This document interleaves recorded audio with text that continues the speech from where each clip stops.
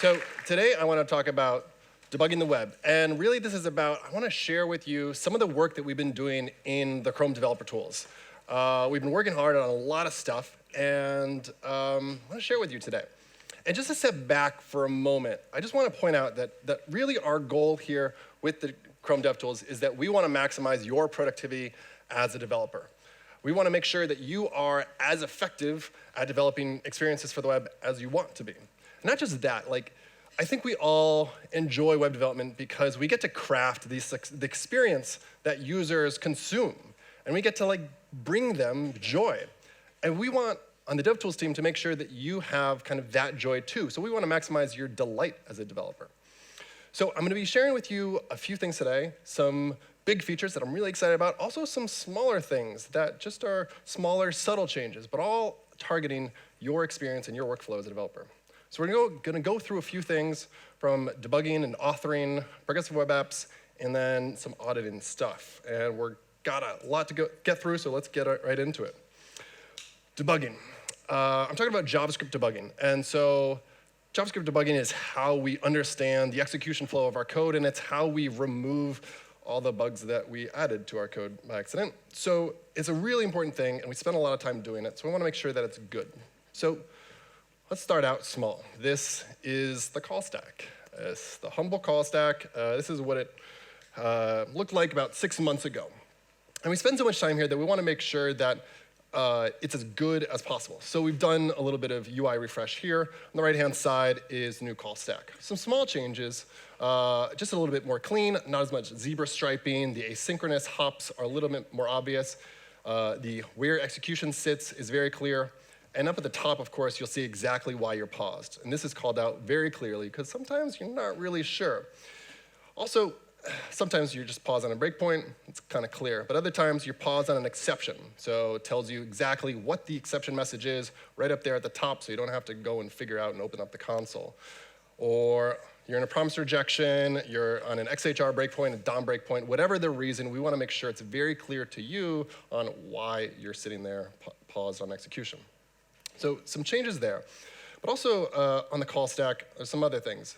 Now, here I have the DevTools let me bring that back. Yep, It's good? Ha, it's great.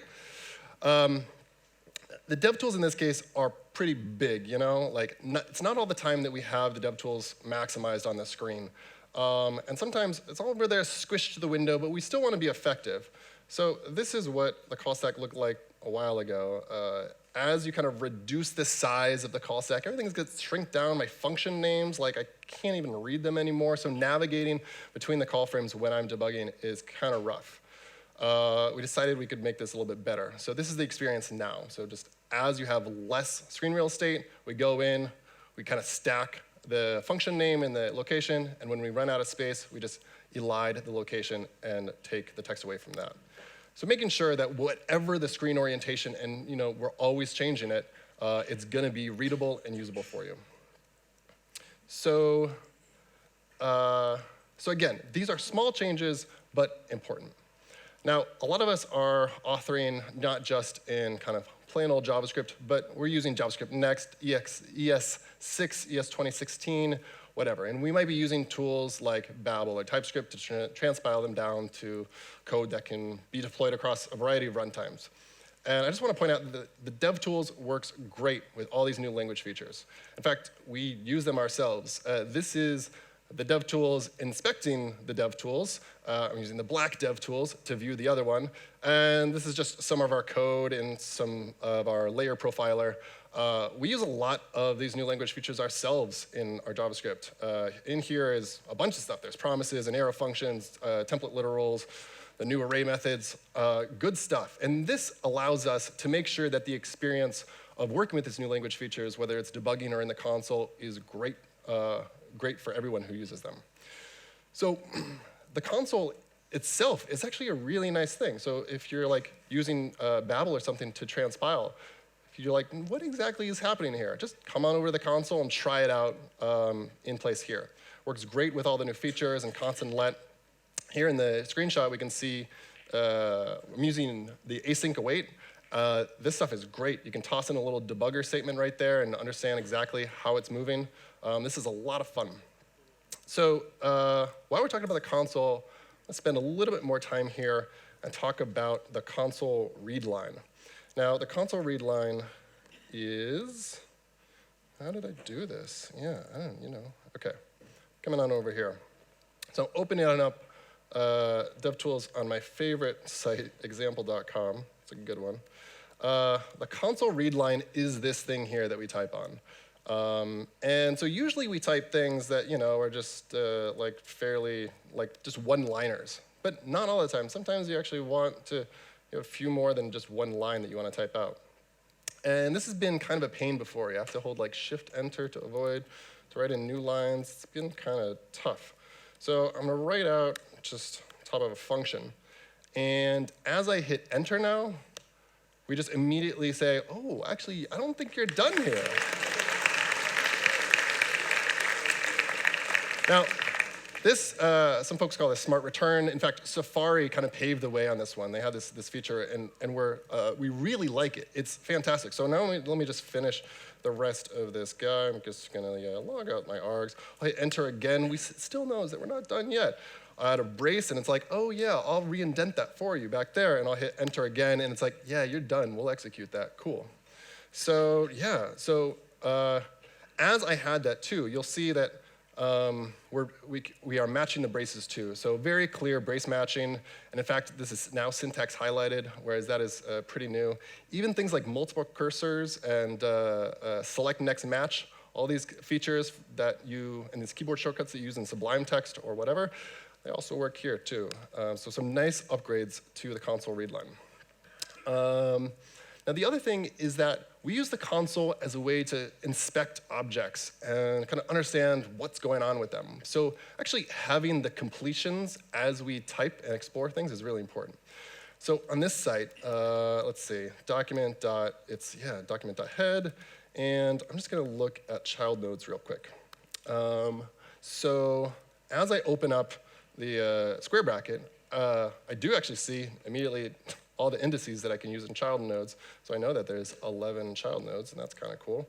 I'm going to choose one. And one pain point that's happened in the console before is that any time that you have an array and you grab something from the array, and then you hit dot, and you're like, am I not seeing any? I can't. What is there? And I want those completions, and it didn't work.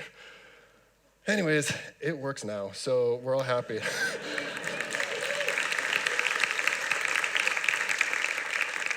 So in addition to that, you kind of want a little bit more power, and you've only been able to see what starts with what you typed. And so now, like, if I want to see what the content is of this child node, I might type content and then, oh, text content. Yeah, actually, that's the text content. So substring completions work now, too.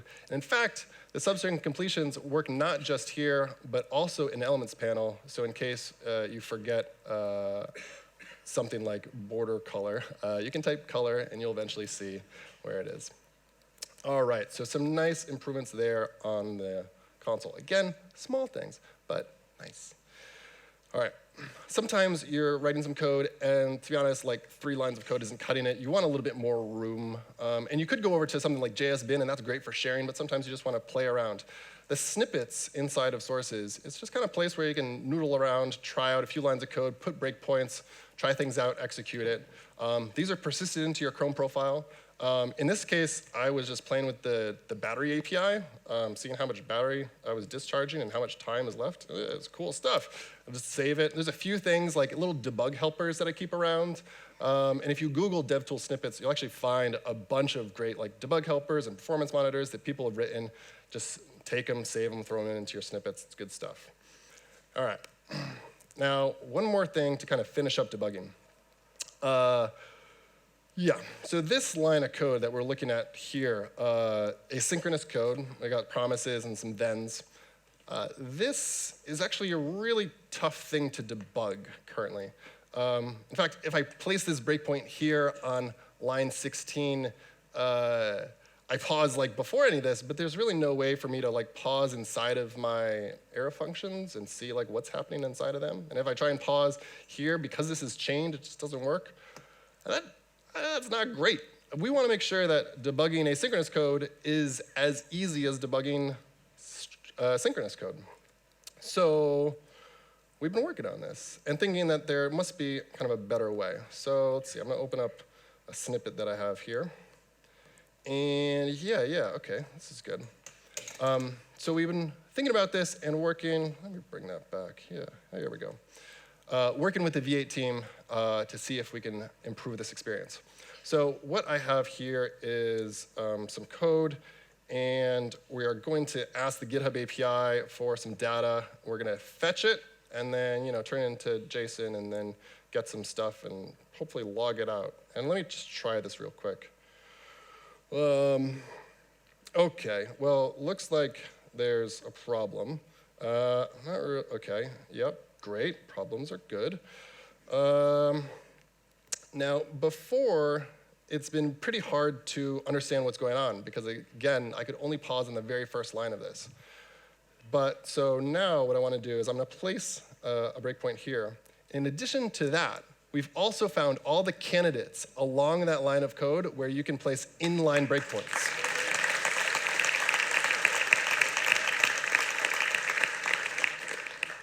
All right, yeah, nice. So now that we have that, let's see. I'm going to run this again.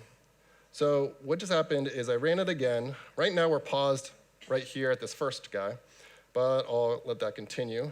All right, now, cool. We're paused halfway down the line, right after JSON. Now I do see that this response up here is there. Oh, forbidden, that's going to be fun to figure out. And I even see the return value, this promise. This is actually the return value of this call right here. Now, I think I can go for, yeah, okay, yeah, go for it again. And, well, to be honest, it looks like data, yeah, is coming back. So problem with this demo is that I'm hitting the GitHub API, and turns out that for whatever reason, our IP in this building has already exceeded its rate limit, which like kind of breaks the demo. So thanks for the people that are using the GitHub API unauthenticated right now. Luckily, I have a backup piece of JSON. This is, what the payload was. That's just sitting there. So let me just,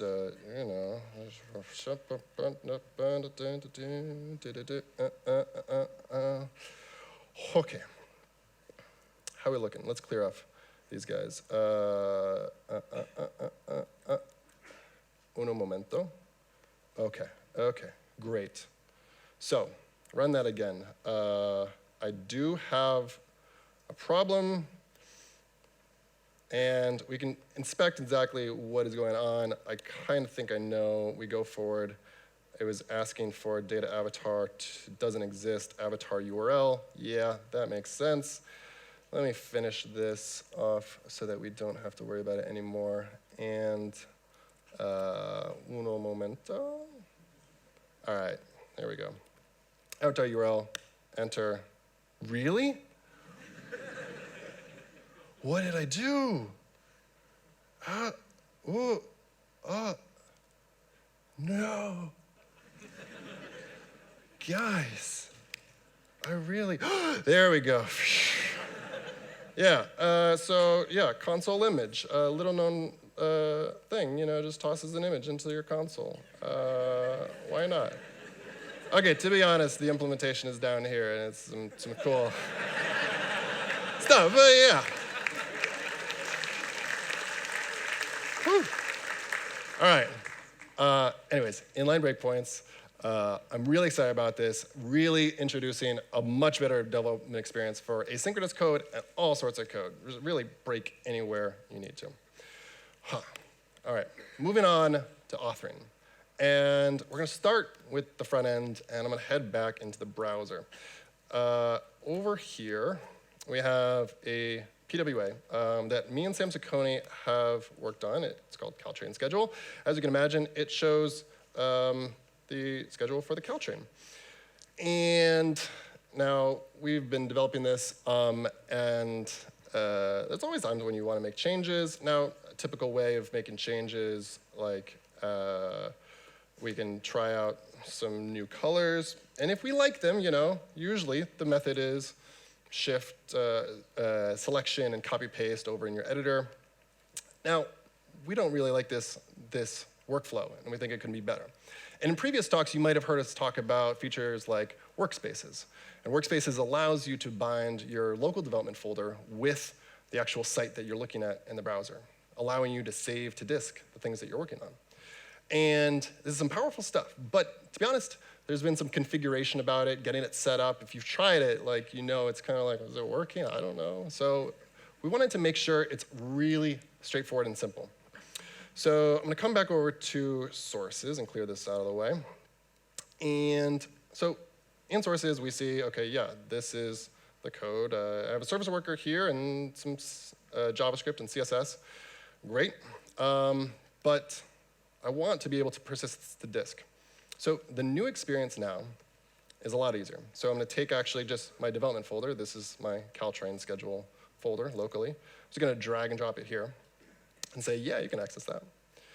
And then immediately you see a little green check marks light up. And it says, oh, yeah, the CSS of the file, yeah, I know where that is. That's right on disk. And over here, I'm going to show you on the file system. Here's the entire folder, like my editor config and things, my service worker. But everything that is coming in from the network has a little check mark to it. So this is a nice thing, because we automatically find out for you how things map. In fact, it's not just the basics, but if you have a more complex setup, like you're transpiling your JavaScript or you're compiling Sass to CSS, that should work too without configuration.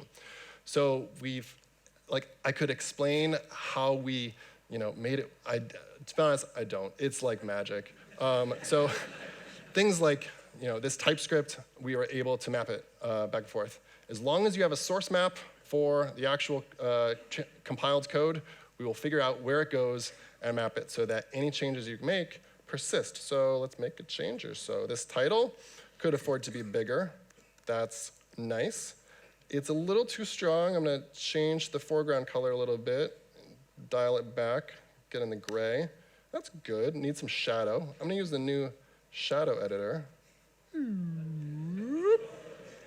Little too black, but if we lighten it up, ooh, that is some classy stuff. Yeah, I'm liking that. Now, one thing that you might see right here, this green check, it knows that this CSS is actually the one on disk. And if I click through to view it back in sources, we have the diff saying, oh, yeah, I know, you actually changed these lines right here. And if I come back over to see my editor, or my terminal, and I just check my diff, well, yeah, that's the diff with the changes that I made. So automatically persist the diff.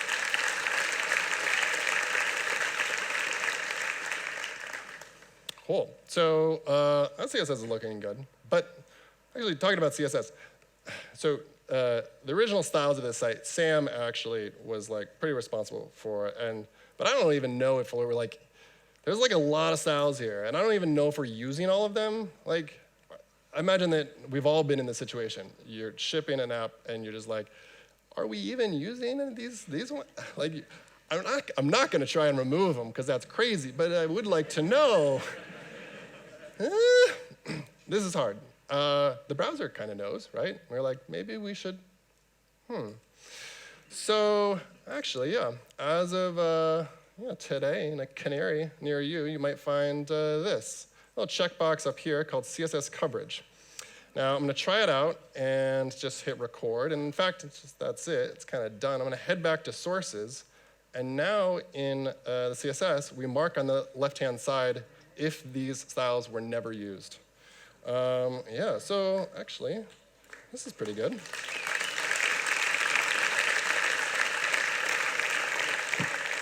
So down here at the bottom, looks like there's all this animation stuff that wasn't used. And I just want to verify that this is good. The animation is actually these little bars that animate out. Looks like there's just 2 here. I wonder if I can, yeah, I'll try and trigger all of them. Let's just switch this over there. Yeah, that's a few animations. and come back, and yeah, okay. So we are using all those.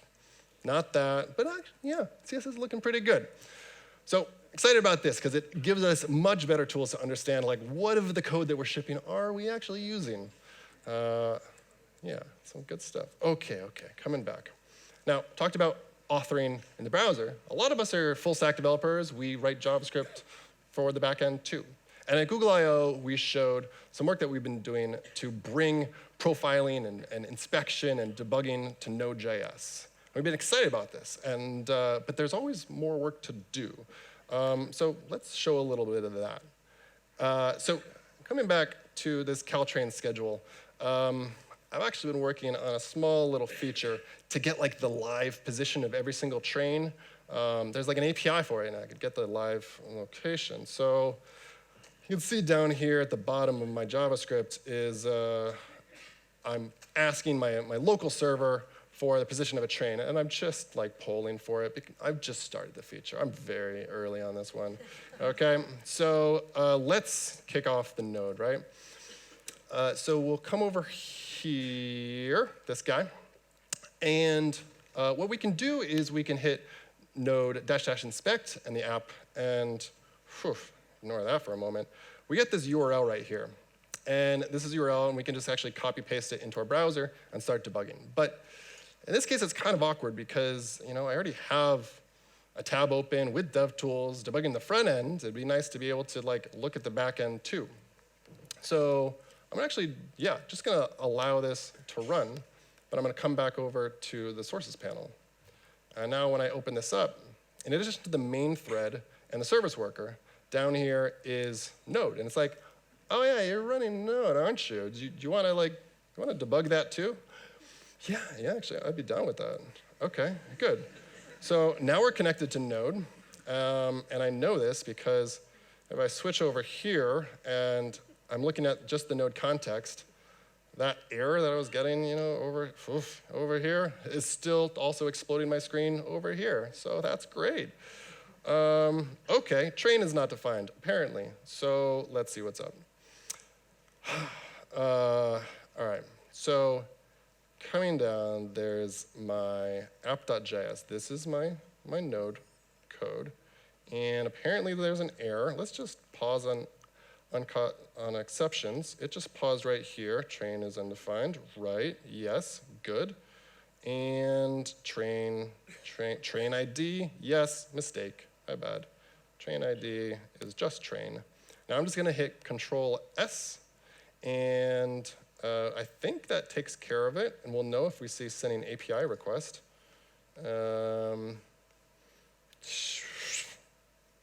It's paused.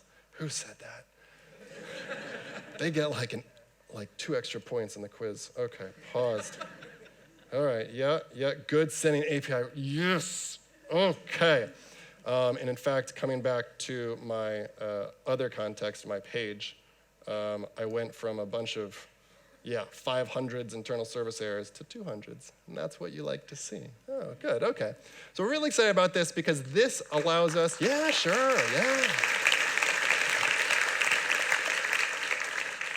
gotta clap on the 200s. We're excited about this because this allows us to use a single DevTools and speak to both the front end and the back end at the same time, keeping your attention in one place while managing multiple contexts. It's just good. Whew. All right, moving on. I've heard a bit about progressive web apps today, and there's some nice tools in the DevTools to tackle that. I'm going to briefly just review some of them. Over in the application panel, there's some great stuff. First up, the manifest view will tell you what's in your manifest. And in fact, if the browser finds anything that's like not so sure and it issues a warning or an error, you'll see them shout it out right up here at the top. Then the service worker pane tells you everything. The state allows you to manipulate your service workers. And then I really like this. The clear storage pane allows you to not only unregister your service worker with one click, but take care of your cache storage, your app cache, any of your local storage. Just wipe it out and kind of start fresh. I use that all the time.